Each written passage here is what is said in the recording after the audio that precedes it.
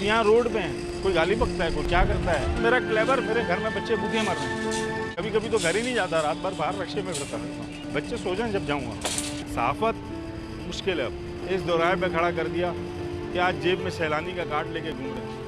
Social media पर viral होने वाली वीडियो ने बेरोजगार होने वाले कैमरामैन की जिंदगी बदल डाली। एक टीवी चैनल ने नौकरी की ऑफर कर दी और गवर्नर सिंध ने भी 1 लाख रुपए की इमदाद कर दी। इलेक्ट्रॉनिक मीडिया में कई साल तक कैमरामैन रहने वाले प्रोफेशनल बंदे को किस्मत ने कैसे सड़क पर ला खड़ा कर दिया। कराची के सफीर अहमद को बच्चों का पेट पालने के लिए मजबूरन रिक्शा चलाना पड़ा और इस दौरान घर में सूरत हाल फाकों तक आन पहुंची। सोशल मीडिया पर वायरल होने वाली वीडियो में सफीर अहमद का कहना था कि बेरोजगार होने के बाद तो उसे कोई कर्जा भी नहीं दे रहा था, उसके लिए ज़िंदगी बहुत ही महदूद हो गई थी। सफीर अहमद का कहना था कि उसने फिर भी हिम्मत नहीं हारी और मुसलसल मेहनत जारी रखी। कभी कभी तो उसके पास 1 रुपया भी नहीं होता था और वो कई रातें घर इसलिए नहीं जाता था कि उसके पास बच्चों को खिलाने के लिए कुछ नहीं होता था। कभी कभी तो घर ही नहीं जाता, रात भर बाहर रक्शे में फिरता रहता हूँ। बच्चे सो जाएं जब जाऊँगा।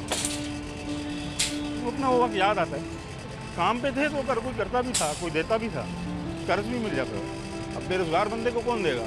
तो पता है ये तो रोड पे लगा हुआ है, देगा किसे? सहाफत मुश्किल है। अब इस दोराहे पे खड़ा कर दिया कि आज जेब में सैलानी का कार्ड लेके घूम रहे हैं राशन का। जाने के लिए कि लाइन में लग के कैसे राशन ज़मीर गवारा नहीं करते। कैमरामैन के इन बुरे हालात की वीडियो वायरल हुई तो सहाफती इदारे भी जाग उठे और गवर्नर सिंध ने भी मदद कर डाली। लेकिन सफीर अहमद जैसे कई और भी सहाफ़ी होंगे जो आज भी बेरोजगारी के बायस अपने बच्चों के पेट की भूख मिटाने के लिए न जाने क्या क्या करने पर मजबूर होंगे। ज़रूरत इस बात की है कि हमें उन तमाम सहाफ़ियों की आवाज़ बनना होगा जो बेयारो मददगार हैं।